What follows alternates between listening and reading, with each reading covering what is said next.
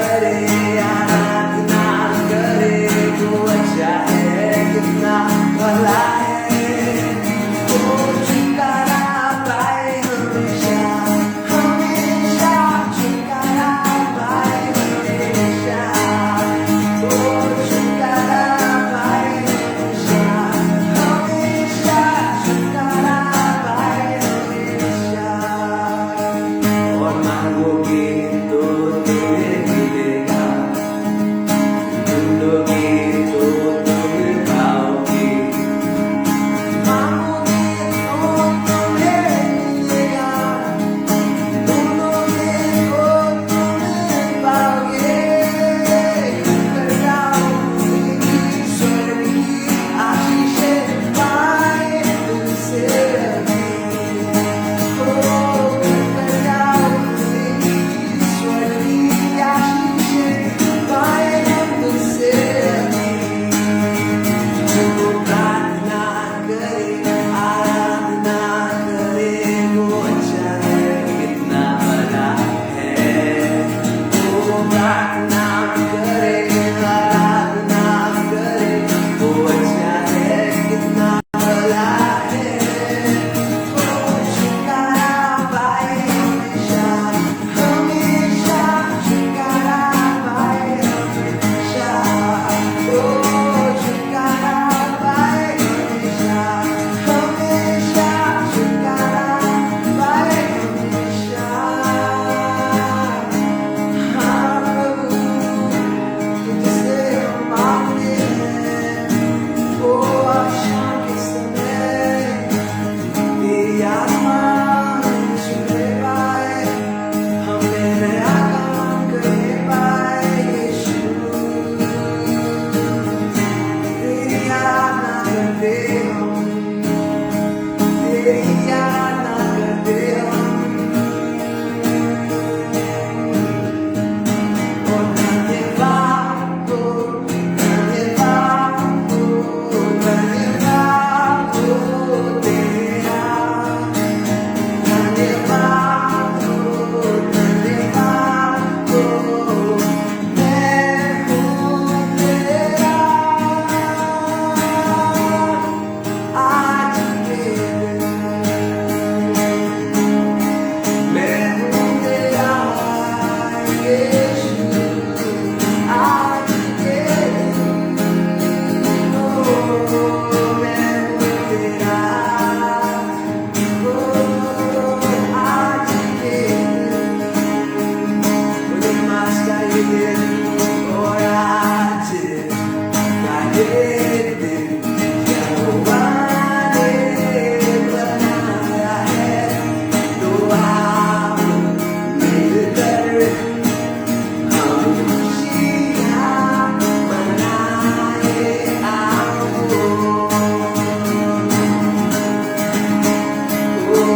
आज का ये दिन यहोवा ने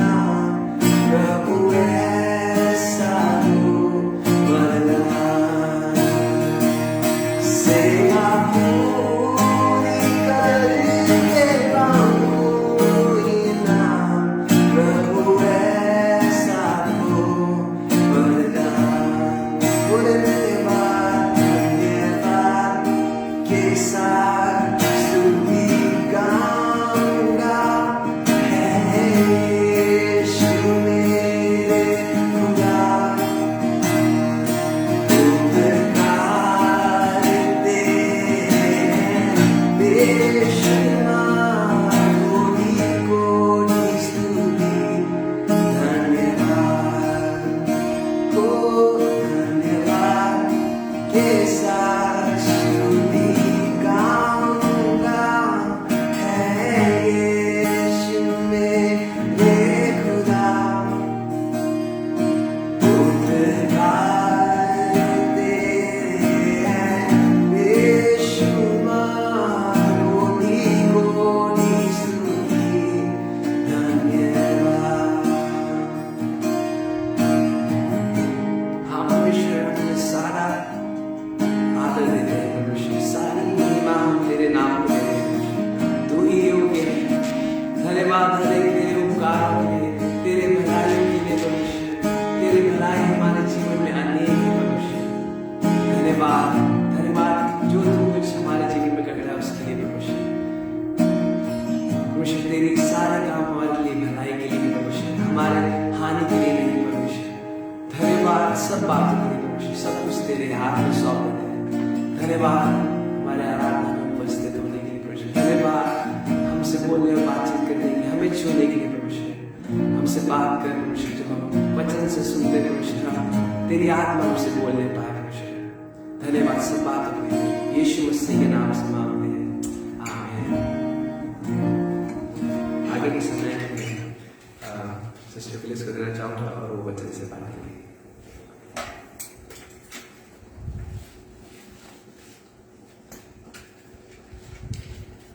आप सब लोगों को जय मसीह की। आशा करती हूँ आप लोग सब खुश हैं, अपने घरों से बड़े आनंद के साथ आराधना में भाग लिए हैं। ब्रदर जर्नी सैम को मैं धन्यवाद करती हूँ। हम लोग दोनों के पोस्टर में ब्रदर एंड सिस्टर जरूर लिखा है, आदर के कारण लिखा है, लेकिन मदर एंड सन है। और विषय का धन्यवाद करती हूँ सच्ची आराधना के लिए। आज के दिन मैं आपके साथ बांटना चाहती हूँ तुच्छ जानने के ऊपर। वचन हमें क्या सिखाता है। क्या आप कभी भी आपके जीवन में तुच्छ जाने गए हैं? कई बार आपके और मेरे जीवन में ऐसा अनुभव हुआ होगा और निश्चित होता है, कभी हुआ होगा कि लोग हमें कोई ना कोई हमें हमारे जीवन में हमें तुच्छ समझता है, कुछ नहीं समझता, या हमें बहुत ज़्यादा कम करके आंकता है। पहला शमूएल 17वां अध्याय और उसके 42 आयत में हम देख सकते हैं, जहाँ पे लिखा है, When the Philistine got a good look at David, he despised him. जैसे फिलिस्तीनी ने दाऊद को देखा, उसने उसे तुच्छ जाना। हम किसी को तुच्छ कब जानते हैं? मैं दो बात आज आपके सामने आपके दिल में डालना चाहती हूँ, वचन से आपसे बांटना चाहती हूँ। एक तो तुच्छ जानना कितना ही नुकसानदायक हो सकता है, हमें कभी भी किसी को तुच्छ नहीं जानना चाहिए। और दूसरा, यदि कोई हमें तुच्छ जाने या तुच्छ करके देखे तो हमें कैसे उनके साथ डील करना चाहिए, उस परिस्थिति के साथ कैसे व्यवहार करना चाहिए, या उस व्यक्ति के साथ हमें कैसे पेश आना चाहिए। परमेश्वर का वचन हमें क्या सिखाता है, हम तुच्छ कब जानते हैं। मेरे हाथ में एक बैलेंस आपको दिख रहा होगा। हम क्या करते हैं, लोगों को हमारे पास अलग अलग आंकने के बैलेंस रहते हैं, उसके अनुसार हम लोगों को आंकते हैं और कहीं ना कहीं अपने आप को हम बेहतर जान सोचते हैं। हम अपने आप को ग्रेटर देन दाओ, बेटर देन दाओ, होलियर देन दाओ वाला एटीट्यूड हमारे अंदर आ जाता है, तब हम किसी और को तुच्छ समझने लगते हैं। आज के समय में हम देखते हैं बहुत अत्यधिक ये बीमारी है। क्यों? क्योंकि अहंकार दुनिया में चरम सीमा पर है। दुनिया में हम देख सकते हैं, एक देश अपने आप को ज्यादा शक्तिशाली, ज्यादा अच्छा, बेहतर, धनी समझता है, तो दूसरे देशों को तुच्छ समझ समझता है। एक धर्म के लोग दूसरे धर्म से अपने आप को बेहतर समझते हैं तो दूसरे धर्म के लोगों को तुच्छ समझते हैं। जाति, अपने आप को ऊंची जाति, बेहतर जाति, उच्चतम जाति समझते हैं तो दूसरों को हम छोटा करके समझ देखते हैं और तुच्छ जानते हैं। और क्या क्या चीजों में कई लोग अपने प्रांतवाद को लेकर अपने आप को खूब श्रेष्ठ समझते हैं तो अन्य लोगों को हम तुच्छ समझते हैं। हाँ, हमारी संस्कृति को लेकर हम देखते हैं कई सारे लोग अपनी संस्कृति को उत्तम समझते हैं, बेहतर समझते हैं और उसके एक वजह से दूसरों को तुच्छ समझते हैं।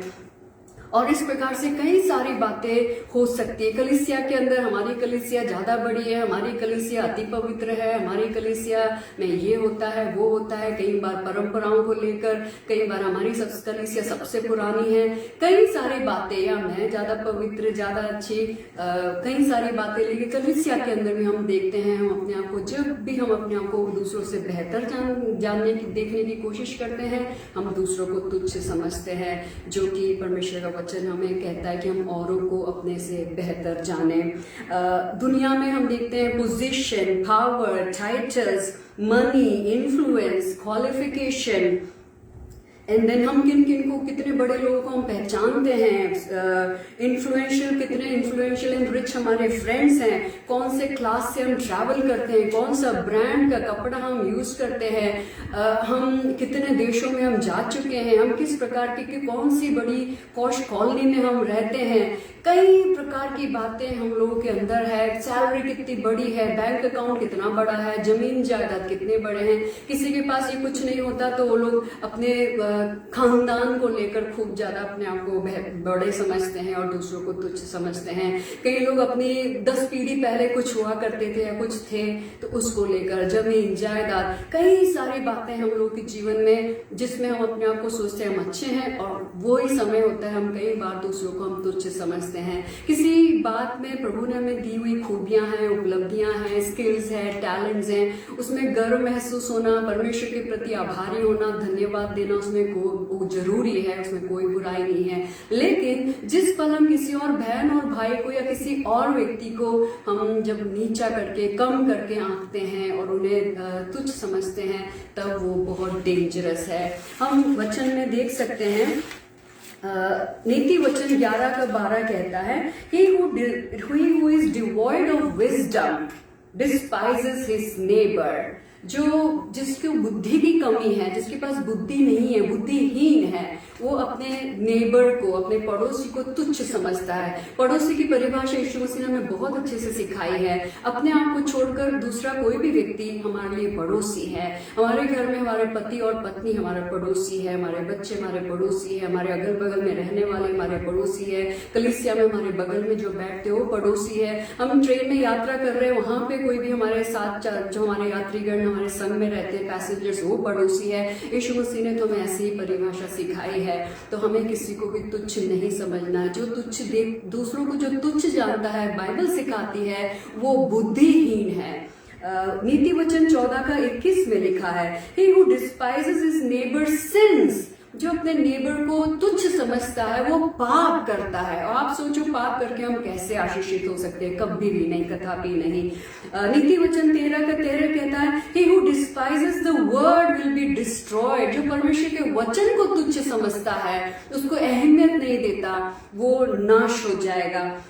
गिनती की किताब 11:20 में लिखा है, Israelites despise the Lord। उन्होंने परमेश्वर को, इजरायलियों ने परमेश्वर को तुच्छ जाना जो उनके मध्य में हुआ करता था।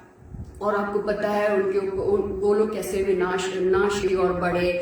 गिनतियों 14:31 में 14:31 में लिखा है कि उन्होंने जो प्रॉमिस लैंड था, परमेश्वर ने जो वायदा किया था, उसको उन्होंने तुच्छ जाना और वे लोग श्रापित हुए। परमेश्वर ने हमें लगभग 8000 प्रॉमिसेस परमेश्वर के वचन में दिए हैं। हमें चाहिए कि हम बहुत ही जोश के साथ और उत्साह के साथ परमेश्वर के साथ लौलीन होकर प्रार्थना करके हम उन आशीषों को, उन प्रॉमिसेस को हम हासिल करें, ताकि हम उसे तुच्छ न जाने। अगर हम उसको परवाह नहीं करते, उसके प्रति हमारी कोई रुचि नहीं, तो उसका मतलब हम उसे तुच्छ समझ रहे हैं। मलाखाई 1:6 में हम देखते हैं कि प्रीस्ट, पुरोहित लोग परमेश्वर को के सामने डिफाइल्ड ऑफरिंग, दूषित ऑफरिंग चढ़ाकर वे लोग परमेश्वर को तुच्छ जाने। और परमेश्वर उनसे कहता तुम अपने गवर्नर्स को ऐसे चढ़ाकर देखो, फिर समझ में आएगा कि वे ग्रहण करते हैं। हम कई बार परमेश्वर की उपस्थिति को हम ऐसे दिल से तुच्छ नहीं जानते होंगे, लेकिन हम कई सारे ऐसे एक्शंस करते हैं। परमेश्वर की उपस्थिति में बैठ के हम बड़े आसानी से मोबाइल चला रहे होते हैं, बड़े आसानी से ऑनलाइन तो हम 4 बार उठ के भी कई बार चले जाते हैं, मतलब वो गंभीरता हम नहीं रखते हैं। कई बार उसका रिजल्ट हो सकता है कि हम तुच्छ जान रहे हैं और हमारे लिए वो अच्छा नहीं, हम ऐसा ना करें। क्या हम किसी गवर्नर हमारे घर में आ जाए तो क्या हम उसकी उपस्थिति में ऐसा ही व्यवहार करेंगे? कभी नहीं करेंगे। पहला शमूएल 2:30 कहता है, those who despise God will be lightly esteemed। जो परमेश्वर को तुच्छ जानता है वो छोटा समझा जाएगा। परमेश्वर को हम कभी भी तुच्छ ना जाने। उत्पत्ति 16:4 में हम देख सकते हैं कि हागार ने जिस पल वो गर्भधारण की, उसने अपनी मिस्ट्रेस को, अपनी स्वामिनी को तुच्छ देखा, तुच्छ जानना शुरू किया। जैसे मैंने आपको बताया, जब भी हमारे पास थोड़ा सा कुछ है औरों के साथ हम कंपेयर करते हैं, आंकते हैं, और फिर उसके बाद हमारे अंदर वो अहंकार आता है। उसी को बाइबल बताती है प्राइड ऑफ लाइफ, जो कि हमारे लिए नुकसानदायक है। और हम देखते हैं कि यहाँ पे हगार उसे तुच्छ देखती है। उसी के 21 उत्पत्ति 21:9 में हम देख सकते हैं, बाद में इश्माइल इसहाक को ठट्टे में उड़ा रहा होता है। हम ठट्टे में किसी को कब उड़ाते हैं? जब हम उनको तुच्छ समझते हैं। और हम आगे देख सकते हैं दूसरा शमूएल 6:16 में मिखाएल ने दाऊद को परमेश्वर यहोवा के सामने राजा होते हुए भी नाचते और गाते आराधना करते देखा। तो मिखाएल को अच्छा नहीं लगा और उसने अपने हृदय में, बाइबल कहती है, she डिस्पाइज्ड him in her heart, अपने हृदय में उसने दाऊद को तुच्छ देखा। और आपको पता है क्या हुआ? वो बांझ हो गए, श्रापित हुए। लूका रचित सुसमाचार 18:9 में हम देख सकते हैं, फरीसी जो प्रार्थना कर रहा था, वो अपने बगल में खड़े हुए पापी को अपने साथ कंपेयर करके प्रार्थना कर रहा था और उसने उसको तुच्छ जाना। बाइबल बताती है उसका एटीट्यूड गलत था। आपको पता है हुआ क्या? पापी की प्रार्थना स्वीकार हुई, न कि इस धर्मी बनने वाले व्यक्ति की प्रार्थना, फरीसी की प्रार्थना स्वीकार नहीं हुई। हम कई बार ऐसे प्रार्थना करके उठ के चले आते हैं। कई बार शायद प्रभु सोचता है कि वेल, बहुत अच्छी प्रार्थना तो की है, लेकिन I can not accept it. कारण क्या है? कई बार हम लोगों को तुच्छ जान सकते हैं। उत्पत्ति 25:34 में हम देख सकते हैं, ईसौ ने बर्थ राइट को तुच्छ जाना। वो बर्थ राइट जो है गॉड गिवन एक प्रॉमिस था, या गॉड गिवन एक प्रिविलेज था। परमेश्वर ने बनाई हुई एक व्यवस्था थी और उसने उसको तुच्छ जाना। हम इफिसियों की किताब में देख सकते हैं, उसे गिड़गिड़ाकर आंसू के साथ मांगा तो भी उसकी नहीं सुनी गई। तुच्छ जानना बहुत डेंजरस है, ऐसे हम ना करें। फिर हम देख सकते हैं गोलियत के बारे में भी हमने देखा। दाऊद को वो छोटा बालक समझ के हो या किसी भी वे में हो, वो उसको क्या करता है? तुच्छ देखता है, बाइबल बताती है। लेकिन आपको पता है बाइबल एक बात और बताती है। अय्यूब की किताब 36:5 में लिखा है, God is, behold God is mighty but despises no one. I want to read it again. Behold, God is mighty, but he despises no one. परमेश्वर सर्वशक्तिमान है। अगर हमें तुच्छ समझना है तो हम लोग उसके सामने कुछ नहीं है। सुप्रीम बीइंग है, कुछ सब कुछ कर सकता है, सर्व सामर्थ्य, सर्व उपस्थित, सर्वशक्तिशाली है परमेश्वर। वो जब किसी को भी, नो वन, किसी को भी वो तुच्छ नहीं जानता, बाइबल सिखाती है। तो आप और मैं कैसे हिम्मत करते हैं कि हम किसी और को तुच्छ समझे? हम सब के अंदर परमेश्वर ने अपना श्वास फूंका है। हम हर एक जन, दुनिया के लोग भी उसमें इंक्लूडेड है। परमेश्वर की सृष्टि है, उसके समानता में, स्वरूप में हम बनाए गए हैं। जरूर पाप करके हम भ्रष्ट हो जाते हैं, भ्रष्टता की ओर चले जाते हैं, लेकिन परमेश्वर का जो ग्रेटनेस है वो हमारे अंदर है। स्किल्स और टैलेंट्स हमारे अंदर है। नहीं तो आप दुनिया में देखिए, स्किल्स और टैलेंट्स की हाइट देखिए, the height of its display. And we should never despise anyone created in the image and likeness of God.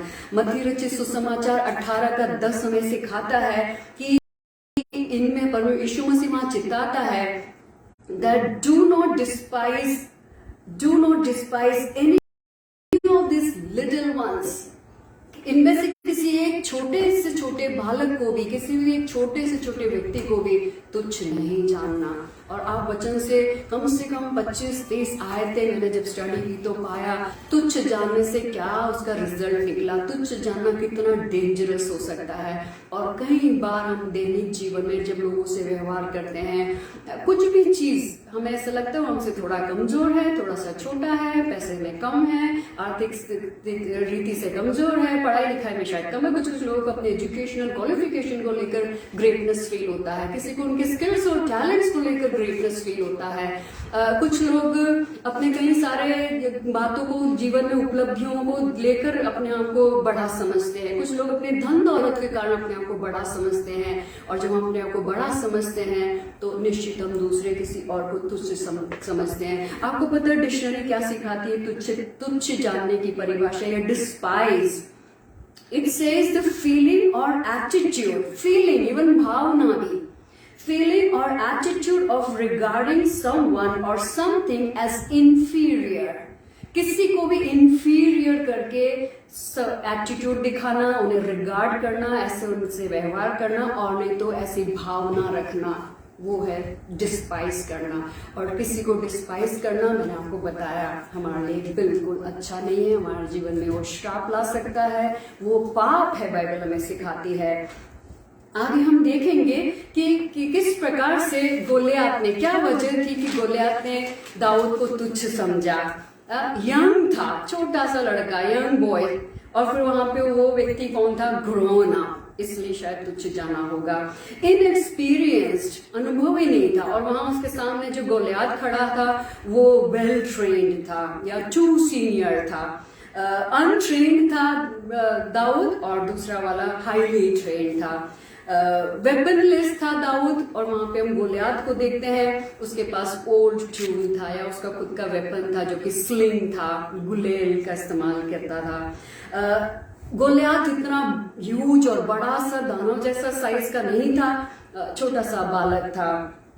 और हम देखते हैं कि वो पुअर शेपर्ड बॉय था, भेड़ों को चराता था, और बहुत धनी शायद न रहा होगा। और यहाँ गोलियात, उसके पास किस चीज की कमी है, सेना का मुखिया है, और 40 दिन से इजरायलियों को ललकार रहा है, चुनौती दे रहा है। ऐसा शक्तिशाली व्यक्ति तो दाऊद को क्यों नहीं तुच्छ जानेगा। और हम देखते हैं कि वो अनएम्प्लॉयड था, अपने पिताजी के खुद के भी भेड़े नहीं थी, इसके पिताजी की भेड़ों को चराता था, अनएम्प्लॉयड। और यहाँ पे हम देखते हैं कि वो बहुत बड़े आर्मी का हेड था, गोलियात कैप्टन था उसकी आर्मी का। वॉइसलेस था डेविड, शायद उसकी आवाज कोई ना सुने, या उसकी आवाज कभी किसी ने सुनी ना हो, कोई उसे जानता ना हो, ऐसा एक व्यक्ति रहा होगा डेविड। लेकिन गोलियात ऐसा नहीं था, और रोज जब चिल्ला के पुकार के ललकारता था तो इजराइल की सेना डर के मारे भाग खड़ी होती थी, इतना शक्तिशाली वॉइस था उसका।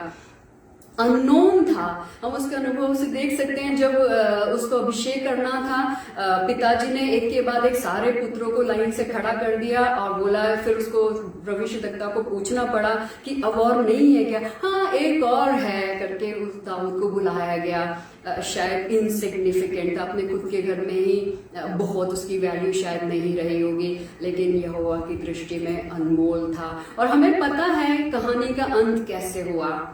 दाऊद, अगर आप सही में दाऊद के समान हो, वॉइसलेस हो, इनसिग्निफिकेंट हो, या सामने वाला आपको समझ रहा, आप नहीं हुआ परमेश्वर के बेटे और बेटी हो, कभी ऐसे नहीं हो सकता, लेकिन सामने वाला आपको ऐसे ट्रीट कर रहा है, सामने वाला आपको ऐसा समझता होगा, चाहे वो आपके घर के अंदर हो, घराने में हो, रिश्तेदारों में हो सकता है, आस पड़ोस में हो सकता है, स्थान पे ऐसा हो सकता है। कौन है जो आपको तुच्छ जानता है? शायद आपके फ्रेंड्स आपको तुच्छ जानते होंगे, लेकिन अगर आप वो दाऊद हो तो आपको पता है जीत आपकी है, निश्चित है। गोलियात कभी न जीत सकेगा। हमें पता है गोलियात का अंत क्या हुआ, वही डिस्पाइस करने का अंत होगा।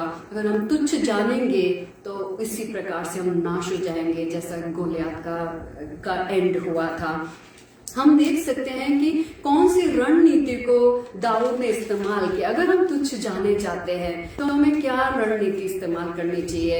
दिन प्रतिदिन आप देख रहे हो कि सामने वाला आपको मजाक बन उड़ा रहा है, पाँव खींच रहा है, आपको कुछ नहीं समझ रहा और आपको बहुत बुरा ट्रीटमेंट कर रहा है, अंडर एस्टिमेट कर रहा है, आपके बारे में बोल भी ऐसी ऐसी बातें रहा है जो आपको रोज दर्द पहुंचाती हो।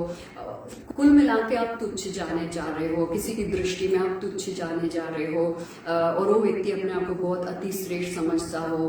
तो हमें क्या करना चाहिए परमेश्वर का बेटा और बेटी होने के नाते। हम 4 बातें देखेंगे, 3 बातें हम दाऊद के जीवन से देखेंगे। Number 1, take care of your language, use the right language. जब आप ऐसी परिस्थिति में पड़े हो उस समय आपको चाहिए अब आपके guard your mouth, take care of the words that you speak. उसमें बहुत सामर्थ है। हम कई बार चोट खाते हैं, फ्रस्ट्रेटेड हो जाते हैं, तकलीफ में होते हैं और उस समय हम उस प्रकार की भाषा बोलने लग जाते हैं। अपने लैंग्वेज को ध्यान दें। मुझे दाऊद से यही सीखने को मिला। उस समय देखना आप दाऊद ने जितने भी सेंटेंसेस को इस्तेमाल किए बहुत पावरफुल थे। वो कहता है इस प्रकार से, भाई मैंने उसको पूरा ऐसे लिख कर लिया है रिकॉर्ड में, उसको इंग्लिश में पढ़ना चाहूंगी, माफी चाहती हूँ। What shall be done to the man who kills the Philistine? वो सबसे पहले तो ये पूछता है कि जो उसको मार डालेगा उसको क्या दिया जाएगा। So his focus is reward, मुझे उसके बदले में क्या रिवॉर्ड मिलेगा।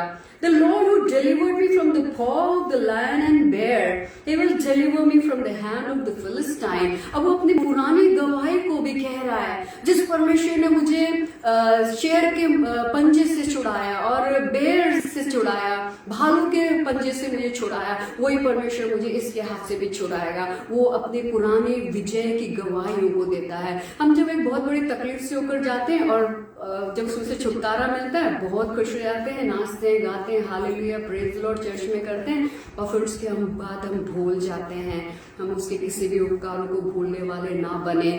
जब हम ऐसी परिस्थिति में, जब सामने वाला में तुच्छ करके, तुच्छ जानकर ललकार रहा हो, आपको और मेरे को चाहिए कि हम दाऊद वाली भाषा का इस्तेमाल करें। जिस परमेश्वर ने मुझे पहले विजय दी है, इतनी सारी जय मुझे दी है, मेरे को जब से माता के गर्भ से लेकर उसने मुझे चलाया है और अभी तक मुझे उसने छुटकारे को दिया है, उसने मेरी रखवाली की है, मेरा हाथ पकड़ कर चला है, मुझे जय दी है। तो वो परमेश्वर आज की तारीख में मुझे जय देने के लिए सामर्थ्य है। वो कहता है, you come to me with the sword, a spear and a javelin, but I come to you in the name of the lord of host, the God of the armies of Israel whom you have defied। तूने जिसको ललकारा है, जिसको चुनौती दी है, उस सर्वशक्तिमान यहोवा परमेश्वर के नाम से मैं तेरे विरोध आता हूं। तू मेरे विरोध में आता है तलवार और जो भी तेरे हथियार है उसको लेकर आता है, लेकिन मैं तेरे विरोध में यहोवा के नाम से, सेनाओं के यहोवा के नाम से आता हूं। This day the Lord will deliver you into my hand। आज के दिन प्रभु यहोवा तुझे मेरे हाथ में दे देगा। I will strike you and take your head from you। मैं तुझे मार गिराऊंगा और अपने तेरे सिर को धड़ से अलग कर दूंगा। और उसके बाद से कई सारे आयतों को कहता है, आप उसको पढ़ सकते हैं। हम नए नियम के विश्वासी हैं। हमारा युद्ध आज मांस और लहू से शारीरिक नहीं है, हमारा युद्ध आत्मिक है। तो हम आत्मा में होकर उस युद्ध को लड़ेंगे, न कि शरीर में। हम अपने सारे शारीरिक हथियारों को डाल देंगे। आप सबसे अनुरोध है, अगर आप ऐसी परिस्थिति में जय प्राप्त करना चाहते हैं, हम अपने शारीरिक हथियारों को डाल दें, उसको अलग रख दें और आत्मिक हथियारों को उठाएं। आप शारीरिक हथियारों से लड़ेंगे, मुंह के बल से, शब्दों के बल से और दूसरे जितने भी तरीके अपनाएंगे, आप लड़ेंगे, हम पराजित होंगे या चोट खाएंगे, दुखी होंगे, लंबी लड़ाई लड़ के थक जाएंगे। लेकिन अगर हम आत्मिक रूप रीति से युद्ध को लड़ेंगे, हम निश्चित जय को देखेंगे। दूसरी बात, पहली बात, हम क्या बोलते हैं उसको ध्यान देना बहुत जरूरी है। नंबर 2, उसने अपनी विक्ट्री को विजुअलाइज किया। उसकी कथनों को सुनने से आप समझ सकते हो, पहले से उसने अपने कल्पना में विजय को देखे, जो परमेश्वर यहोवा उसे देगा। परमेश्वर यहोवा को अच्छे से जानता था, परमेश्वर कितना महान है, परमेश्वर क्या कर सकता है, परमेश्वर उसके लिए क्या क्या नहीं कर सकता है, वो उसको पहले से उसके कल्पना में थी। He visualized his victory in advance. We need to do that. हम तो तब तक रोते रहते जब तक विजय ना दिखे, और जब दिख जाता है तो हम बड़े खुश हो जाते हैं। उसको विश्वास नहीं कहते हैं। विश्वास, मेरा धर्मविजन विश्वास से जीवित रहेगा। विश्वास है अनदेखी चीजों का प्रमाण। हमें चाहिए हम विश्वास के साथ विजुअलाइज करें हमारे विक्ट्री को। तीसरी बात जो दाऊद ने की, जो वेपन उसके पास है, जो भी उसके पास है उसी को उसने इस्तेमाल किया। आपको परमेश्वर ने क्या दे रखा है? परमेश्वर ने आपको प्रतिभाएं दे रखी है, स्किल्स दे रखा है, कुछ गिफ्टिंग्स दे रखी है, जो भी कुछ अच्छी नौकरी दे रखी है, जो भी प्रभु ने आपके हाथ में जिम्मेदारी दे रखी है, परिवार दे रखा है, कलीसिया में जिम्मेदारी दे रखी है, कुछ भी बात जो प्रभु ने आपको दे रखी है, जिस मकसद से आप बुलाए गए हो, आपका जो पर्पस है लाइफ का, उसको आप ना भूले, उसमें आप जी जान से लगे रहे। हमें चाहिए कि जो हमें प्रभु ने दे रखा उसको हम यूज करें। उसके हाथ में सिर्फ गुलेल था, उसको वही चलाना आता था, उसने उसको इस्तेमाल किया। Use what God has invested in your life, use it and God will come through, God will show up and come through for you। यहाँ पे हम चौथी बात देख सकते हैं, he moved into action। इतना सारा बोलते ही तुरंत से वो आगे की ओर बढ़ता है। गोलियत उसकी तरफ को बढ़ता है और वो गोलियत की तरफ को बढ़ता है। Move into action. I know so many people सालों से वही घिसा पीटा काम करते रहते, सेम वही काम करते हैं और एक डिफरेंट रिजल्ट एक्सपेक्ट करते हैं। ऐसे नहीं होता। हमें चाहिए कि we should move into action. Faith without action is dead. Action के बगैर हमारा विश्वास मरा हुआ है। हमें एक्शन में मूव होना चाहिए। परमेश्वर की आत्मा में बताएगी क्या करना है, क्या करना है, और हमें आत्मिक हथियार ही इस्तेमाल करना, आत्मिक रणनीति ही इस्तेमाल करना है। वचन से परमेश्वर में ले चलेगा। हमें क्या करना है? उपवास करना है, आराधना करना है, या जय के शब्दों को बोलना है, प्रार्थना में जाना है, किसी 3 जन के साथ बैठ के प्रार्थना करना है, एक महीने तक रेगुलर प्रार्थना करना है। परमेश्वर आपको रणनीति देगा कि क्या करना है। जो हमें एक्शन में मूव होना बहुत जरूरी है। एक उदाहरण हम शाऊल के जीवन से देख सकते हैं। वो भी तुच्छ जाना गया था जब वो अभिषेक किया गया। पहला शमूएल 10:27 कहता है कि वहां पे कुछ नौजवान थे जो वर्थलेस, बाइबल बताते, कुछ वर्थलेस बेकार के लोग थे जिन्होंने उसको, शाऊल को तुच्छ समझा। सोचा कि ये हमारा क्या उद्धार करेगा। बाकी लोग सब गिफ्ट लेकर आए, प्रेजेंट लेके आए, लेकिन ये लोग नहीं लेकर आए। ये लोग उसे तुच्छ समझे। और वहां पे हम देखते हैं शाऊल शांत रहा। He held his peace, Bible कहती है।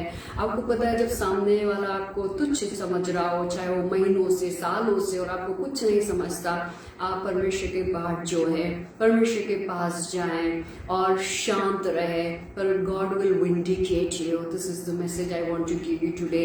ही is a living and powerful God. He is the God of the David who was young and small and inexperienced, voiceless, weaponless, untrained, insignificant, but his God was mighty, and your God, the God you and I serve, is mighty, and he will lift you up.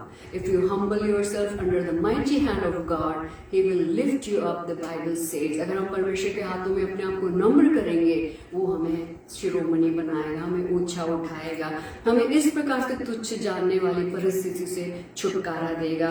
तुच्छ जानने वाले लोगों से या तो हमें छुटकारा देगा और नहीं तो उनके हृदय को बदलेगा, उनकी भावना को बदलेगा, उनके व्यवहार को बदलेगा। मैंने अपने अनुभव में बहुत बार ऐसा देखा है। I just hold my peace. I do everything in the spiritual realm। जो मैंने दाऊद से सीखा मैं spiritual realm में करती हूँ, और जो मैंने शाऊल से सीखा, hold your peace, वो चुप रहा, शांत रहा। और आपको पता है उन लड़कों को क्या हुआ जिन्होंने उसको ठट्टे में उड़ाया और तुच्छ जाना, और वो नाश हो गए। वो नाश हो गए। हम किसी का नाश नहीं चाहते हैं, लेकिन हमें चाहिए कि हम परमेश्वर की बात जो है हम अपने हथियारों को डाल दें, हम कोई भी हथियार इस्तेमाल न करें, हम परमेश्वर के पास जाएं, हम किसी को तुच्छ ना जाने, क्योंकि हम जो बोएंगे वही हम काटेंगे, हम किसी को भी तुच्छ ना जाने। हर एक के अंदर परमेश्वर का डाला हुआ श्वास है, हर एक जन उसके समानता और स्वरूप में रचा गया है। पाप करके कोई भ्रष्ट भी हो रहा है तो हमें उनके लिए दुआ करनी है कि वो लौट के खुदा के कदमों में आए, पश्चाताप करके प्रभु की ओर आए। यीशु मसीह का प्रेम हमारे अंदर इतना उंडेला जाना चाहिए कि हम उसके प्रति प्रेम और दया से हम देख सके, हम किसी को भी तुच्छ न जाने, because we all are called for greatness. हमारे सारे डींगे और बतौलों को हम परमेश्वर के सामने आज के दिन फेंक दे। प्रभु ये मेरे पे शोभा नहीं देती, मेरे अंदर से सारी बातें जो अशोभनीय है, जिसमें मैं अपने आप को बेहतर, श्रेष्ठ, पवित्र, अति पवित्र समझता हूँ या समझती हूँ, प्रभु आज के तारीख में मैं इसको हटा देती हूँ या आपके कदमों में फेंक देती हूँ। मुझे इसको अपने जीवन में नहीं रखना। मेरे को नम्रता में चलने के लिए सहायता कर, हर एक को अपने से बेहतर समझने के लिए सहायता कर, हर एक के अंदर परमेश्वर की महानता देखने की दृष्टिकोण मुझे दे, हर एक के अंदर परमेश्वर का गुडनेस, उसकी ग्रेटनेस, उसके परमेश्वर ने डाले हुए स्किल्स, हर एक के अंदर से उनका बेस्ट निकाल कर लाने का अभिषेक मुझे दे। हम प्रार्थना में जाएंगे, परमेश्वर के वचनों को के साथ हम प्रार्थना में जाएं। हम में से कोई भी ऐसा व्यक्ति है जो किसी को भी कभी तुच्छ समझा है या जानकर तुच्छ व्यवहार करता है, तो हम पश्चाताप करें, प्रभु से कहें, प्रभु आज के बाद कभी नहीं, अब कभी नहीं, माफ करना। मेरे विचारों में भी अगर मैंने अपने आप को किसी और से बेहतर सोचा है, समझा है, या मेरे व्यवहार में मैंने ऐसे दिखाया कि मैं तुमसे बेहतर हूँ, प्रभु मुझे माफ करना। हम प्रार्थना करें, पिता तू सहायता कर। जितने भी लोग मेरे वचन को सुन रहे हैं, मेरी आवाज को सुन रहे हैं, विनती करती हूँ कि एक गहरा कार्य तेरे पवित्र आत्मा का होने पाए, एक बड़ा रूपांतर। हर बार जब हम तेरा जीवित सामर्थ्य वचन को सुनते हैं, पृथ्वी पर एक ही किताब है जिसके वचन को हम सुनते हैं, वो हमें रूपांतरित करती है, हमें आर पार बदल देती है। प्रभु जी आज तेरा वचन हमारे हृदयों को बदलने पाए, ताकि हम हर एक जन जो तेरी सृष्टि है, तेरे समानता स्वरूप में रचे गए हैं, उनको प्रभु अपने से बेहतर समझे, सम्मान दे, उन्हें प्रभु जी श्रेष्ठ समझे, कभी भी तुच्छ नहीं समझने पाए। अगर हमने से कभी भी विचारों में, हमारी भावनाओं में, हमारे व्यवहारों में हम कई बार कर बैठते, जानकर और अनजानकर, तो हमें क्षमा कर, अपने लहू से धोकर हमें शुद्ध कर। कोई भी बहन और भाई जो ऐसी परिस्थिति से होकर जा रहा है जिसमें कोई व्यक्ति उसे तुच्छ जान रहा है, सालों से, घर के अंदर या घर के बाहर, कलीसिया के अंदर या कलीसिया के बाहर, नौकरी के स्थान पर, कोई भी ऐसी बहन और भाई है जो बहुत तकलीफ में है, किसी और के तुच्छ व्यवहार के कारण, नीचा दिखाकर, हमेशा ठट्टे में उड़ाकर, मजाक उड़ाकर बात करने के कारण, ऐसे बहन और भाई के घाव को तू आज भर दे, तूने बल प्रदान कर। तू है ना उनके साथ, मैं हूं ना, उस आवाज को वो सुनने पाए। पवित्र आत्मा तेरा गहरा कार्य को मांगते हैं। You heal the broken hearted. प्रभु तू टूटे हुए मन वालों के करीब रहता है, टूटे हुए मन वालों को हील करता है। प्रभु जी तू आज की तारीख में उन्हें छू ले, उनकी परिस्थिति में अद्भुत चमत्कार को कर। जैसे तूने दाऊद के लिए अद्भुत काम को किया, वैसे उन जीवनों के लिए तू अद्भुत काम कर, वो एक बहुत बड़े छुटकारे को आने वाले समयों में देखने पाए, यहोवा का जय जीवन में हासिल करने पाए। प्रभु हमारी विनती और प्रार्थना को सुनने के लिए हम धन्यवाद करते हैं। यीशु मसीह नासरी के नाम से इस विनती को हम मांग लेते हैं। आप सबको जय मसीह की।